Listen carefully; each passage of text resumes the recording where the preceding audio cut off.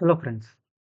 So இந்த வீடியோவில் நம்ம என்ன பார்க்க போகிறோம் அப்படின்னா பயோகெமிஸ்ட்ரி ஆஸ் அ சப்ஜெக்டாக எப்படி வந்து competitive exams as well as ஜென்ரலாக உங்களோட செம் எக்ஸாம்ஸ் எல்லாத்துக்குமே பயோகெமிஸ்ட்ரிங்கிற அந்த சப்ஜெக்டை வந்து எப்படி அப்ரோச் பண்ணுறது அப்படிங்கிறத வந்து இந்த வீடியோவில் கிளியராக சொல்கிறேன். ஸோ ஃபஸ்ட்லேருந்து எண்டு வரைக்கும் பாருங்கள், ரொம்ப யூஸ்ஃபுல்லாக வந்து இருக்கும். ஸோ ஃபஸ்ட்டு இந்த பயோகெமிஸ்ட்ரி அப்படிங்கிற சப்ஜெக்டோட நேச்சர் என்ன அப்படிங்கிறத வந்து பார்ப்போம். அதுக்கடுத்து இந்த சப்ஜெக்டை வந்து அண்டர்ஸ்டாண்ட் பண்ண வேண்டியதோட இம்பார்ட்டன்ஸ், அதுக்கடுத்து செம் எக்ஸாமுக்கு நீங்கள் எப்படி இந்த சப்ஜெக்டை வந்து அப்ரோச் பண்ணுறீங்க, காம்படிட்டிவ் எக்ஸாம்ஸ்க்கு எப்படி அப்ரோச் பண்ணலாம், இந்த சப்ஜெக்டோட மேஜர் செக்ஷன்ஸ் என்ன, அதுக்கடுத்து வந்து இந்த சப்ஜெக்டை எக்ஸாம் பாயிண்ட் ஆஃப் வியூவில் எப்படி அப்ரோச் பண்ணுறது அப்படிங்கிற இந்த விஷயங்கள் எல்லாம் இந்த வீடியோவில் நான் டீட்டெயில்டாக வந்து சொல்கிறேன். So nature of the subject first பார்த்தோம் அப்படின்னா, அஃப்கோர்ஸ் இந்த நீங்கள் பார்க்கக்கூடிய இந்த மீமில் வர மாதிரி தான் பயாலஜியும் கெமிஸ்ட்ரியும் கம்பைன் ஆகி இருக்கக்கூடிய ஒரு சப்ஜெக்ட் தான் வந்து பயோகெமிஸ்ட்ரி.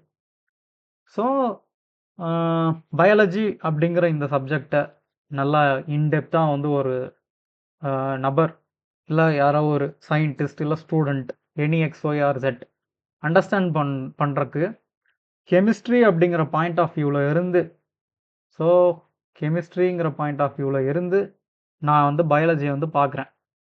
அப்போது பயாலஜியில் வந்து எனக்கு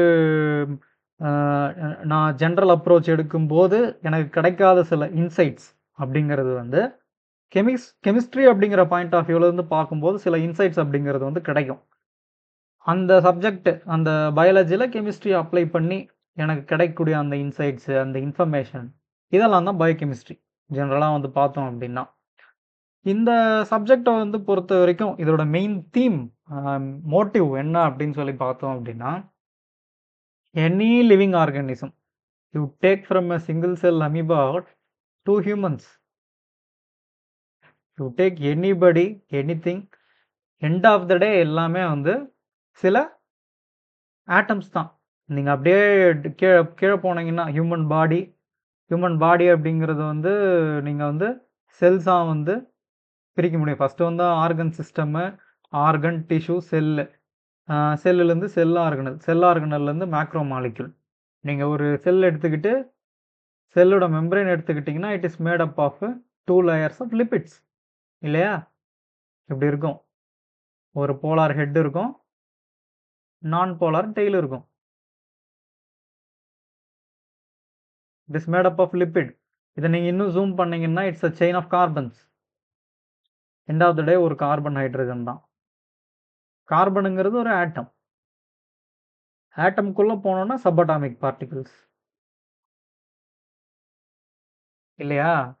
ஸோ இந்த பாயிண்ட் ஆஃப் வியூவில் இருந்து லைஃப்ங்கிற விஷயத்த, அதாவது பயாலஜி அப்படிங்கிற விஷயத்த நாம் வந்து பார்க்குறோம். அதுதான் வந்து பயோகெமிஸ்ட்ரி. ஸோ எனி ரியாக்ஷன், நமக்கு வந்து எனர்ஜி கொடுக்கக்கூடிய, எனர்ஜிக்கு சோர்ஸாக இருக்கக்கூடிய food, major source of energy நமக்கு வந்து குளுக்கோஸ் இல்லையா? இதை நீங்கள் உடச்சி பர்ன் பண்ணி ஏடிபி எடுக்கணும். இந்த ஏடிபிங்கிறது எனர்ஜி கரன்சி. இது வந்து ஒரு கெமிக்கல் ரியாக்ஷன் தான். இதை வந்து கெமிஸ்ட்ரி மூலயமா தான் அண்டர்ஸ்டாண்ட் பண்ண முடியும். ஸோ டெஃபினட்டாக கெமிஸ்ட்ரியுடைய அண்டர்ஸ்டாண்டிங் இல்லாமல் கிளைகாலைசிஸை புரிஞ்சிக்க முடியாது. இப்படி அந்த கெமிஸ்ட்ரியுடைய அப்ளிகேஷன் அப்படிங்கிறது பயாலஜியில் ரொம்ப ரொம்ப ரொம்ப இம்பார்ட்டண்ட்டு.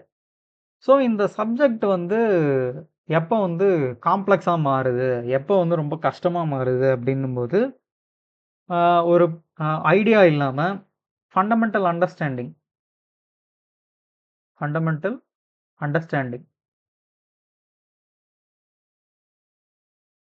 இல்லாமல் படிக்கும் பொழுது இந்த சப்ஜெக்ட் அப்படிங்கிறது வந்து டஃப் ஆகுது.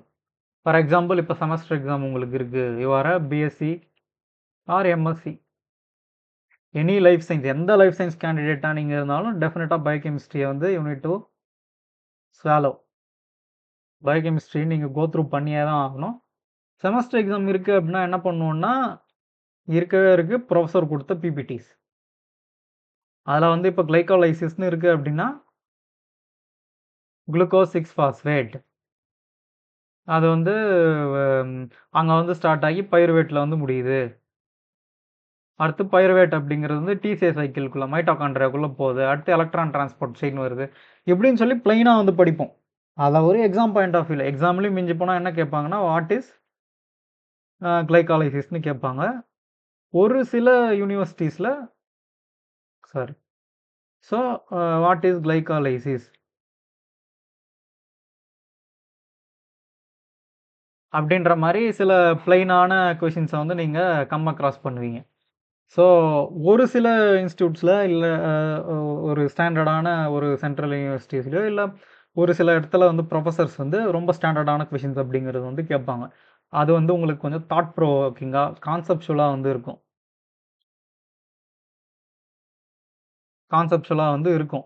பட் காம்படிட்டிவ் எக்ஸாம்ஸ் அப்படிங்கிறது, உங்க கிட்ட இருந்து டிமாண்ட் பண்ணக்கூடிய விஷயம் அப்படிங்கிறது வந்து என்டையர்லி டிஃபரெண்ட். உங்களோட செம் எக்ஸாம்ஸ் மாரி டெஃபினட்டா வந்து இருக்காது. காம்படிட்டிவ் எக்ஸாம் பாயிண்ட் ஆஃப் வியூல பயோகெமிஸ்ட்ரிக்கு நல்ல கான்செப்சுவல் அண்டர்ஸ்டாண்டிங்கிறது மஸ்ட். அப்ப எப்படி டெவலப் பண்றது? 1 நாள் 1 ஆர் 2 டேஸ் இல்ல 1 வாரம், 2 வாரம் அந்த மாரி கம்மியான டைம்ல இத டெவலப் பண்ண முடியுமான்னா, டெஃபினட்டா முடியாது. அதே மாதிரி பயோகெமிஸ்ட்ரிய வந்து நீங்க அண்டர்ஸ்டாண்ட் பண்ணீங்க அப்படின்னா தான், cell biology, molecular biology, developmental biology எல்லாத்தையுமே உங்களால அப்பதான் வந்து ப்ராப்பரா வந்து அண்டர்ஸ்டாண்ட் பண்ண முடியும். Biochemistry is fundamental to everything. So, இப்ப நான் எங்க கிளைகாலிசிஸ் உடைய ஒரு எக்ஸாம்பிள் வந்து சொன்னேன். இல்லையா? ஆ இத வந்து எத்தன விதமா வந்து இதே கிளைகாலிசிஸ்லேருந்து வந்து கேள்வி கேட்கலாம். நீங்களே வந்து திங்க் பண்ணி வந்து பாருங்க. ஆ லைக்கு கிளைகாலைசிஸ் அப்படிங்கிறது ரிடக்டிவ் இன் நேச்சரா? Oxidative in நேச்சரா? அந்த ரியாக்ஷன் அப்படிங்கிறது. ஆக்சுவலா கிளைகாலிசிஸ் அப்படிங்கிறது வந்து ஆக்சிடேட்டிவ் இன் நேச்சர். ஆக்சிடேஷன்ல தான் எனர்ஜி ரிலீஸ் ஆகும். ரிலீஸ் ஆகக்கூடிய எனர்ஜி தான் ஏடிபியா வந்து மாறுது. என்ஏடிஹெச்ஆவும் வந்து மாறுது. இது கான்செப்ட். பட் ஜெனரலா பார்த்தோம்னா, குளுக்கோஸ் 6 பாஸ்பேட்.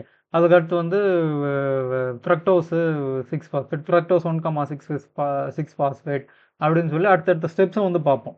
அது செமஸ்டர் எக்ஸாம்க்கு ஓகே. பட் காம்படிட்டிவ் எக்ஸாம்க்கு டெஃபினட்டா யூஸ் யூஸ் ஆகுமான்னு கேட்டோம்னா, டெஃபினட்டா வந்து ஆகாது. நான் ஒரு எக்ஸாம்பிள்க்கு கிளைகாலிசிஸ் வச்சு சொல்றேன். பயோகெமிஸ்ட்ரிங்கிறது வந்து ஹியூஜ். ஸோ, அப்போ காம்படிட்டிவ் எக்ஸாமுக்கு அ பாயிண்ட் ஆஃப் வியூல படிக்கணும். இல்ல ஜெனரலாவே பயோகெமிஸ்ட்ரிய வந்து இன் டெப்த்தா வந்து அண்டர்ஸ்டாண்ட் பண்ணணும் அப்படின்னா, எப்படி படிக்கலாம்? அப்படின்னு சொல்லி பார்த்தோம் அப்படின்னா, ஃபர்ஸ்ட் பயோகெமிஸ்ட்ரியில just we are studying about பயோமாலிக்யூல்ஸ். அதோட 2 ஹியூஜ் பார்ட்ஸ வந்து படிப்போம். ஒண்ணு அனபாலிசம். இன்னொன்னுக்கு பேர் வந்து கெட்டபாலிசம். இல்லையா? ஒண்ணு அனபாலிசம் படிப்போம். இல்லாட்டி கெட்டபாலிசம் படிப்போம். அனபாலிசம் அப்படிங்கிறது வந்து building up process. Catabolism breaking down process.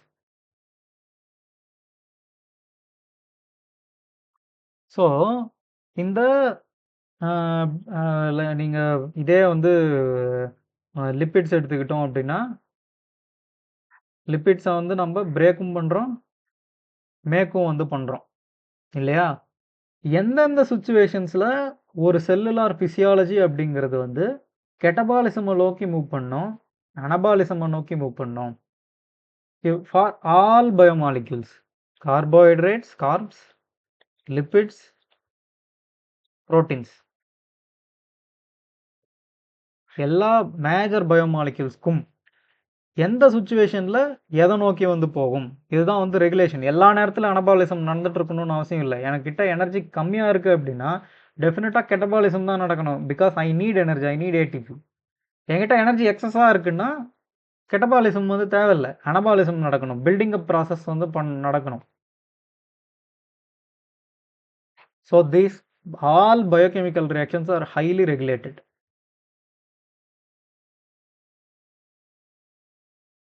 இதுக்கு முன்னாடி நாம படிக்க வேண்டியது கார்போஹைட்ரேட்ஸ், லிப்பிட்ஸ் அண்ட் புரோட்டீன்ஸோட பேசிக் டைப்ஸு, அதோட கெமிக்கல் நேச்சரு, இதெல்லாம் வந்து டெஃபினட்டாக வந்து தெரியணும். ஃபஸ்ட்டு இதுங்களோட நேச்சர், அதுக்கடுத்து டைப்ஸு, சிக்னிஃபிகன்ஸு, இது தெரியணும். அதுக்கடுத்து அதோட அனபாலிசம் தெரியணும், கெட்டபாலிசம் அப்படிங்கிறது தெரியணும். அந்த பயோகெமிக்கல் ரியாக்ஷன்ஸில் வந்து key enzymatic steps, enzymatic reaction steps, cofactors என்ன, கோஃபேக்டர்ஸ்லாம் வந்து என்னென்ன வந்து ஆக்ட் பண்ணுது, அந்த பயோகெமிக்கல் ரியாக்ஷன் ரிடக்டிவ் இன் நேச்சரா, ஆக்சிடேட்டிவ் இன் நேச்சரா, எந்த செல்லுலார் காம்பனண்ட்ல வந்து நடக்குது, சைட்டோபிளாசம்ல நடக்குதா, மைட்டோகாண்ட்ரியால நடக்குதா, இந்த மாதிரியான பேசிக்கான அண்டர்ஸ்டாண்டிங் அப்படிங்கிறது வந்து டெஃபினட்டாக வந்து தேவை. இதுக்கு இதெல்லாம் வந்து பண்ணுறதுக்கும் முன்னாடி முதல்ல பண்ண வேண்டியது வந்து பேசிக் ஃபிசிக்ஸ்,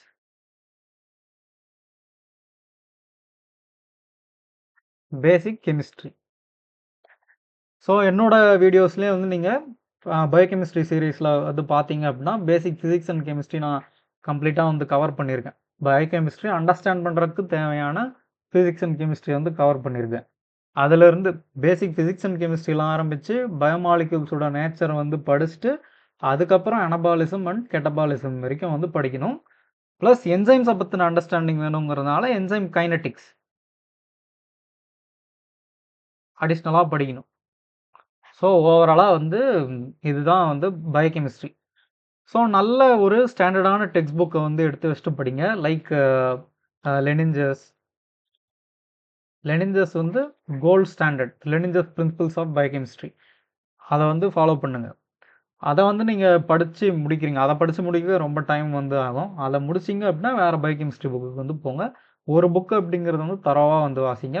லெனின்ஜஸ் வந்து கோல்ட் ஸ்டாண்டர்டாக ரொம்ப நல்லாயிருக்கும். ஸோ இந்த மாதிரி மற்ற பயாலஜி சப்ஜெக்ட்ஸ்க்கும் வந்து ஐடியா வேணும், இல்லாத ஏதாச்சும் வந்து கான்செப்ட்ஸ் வந்து சொல்லி தரணும் அப்படின்னா வந்து கமெண்ட்டில் வந்து சொல்லுங்கள். நான் கட்டாயமாக வந்து ரெஸ்பாண்ட் பண்ணுறேன். தேங்க்யூ.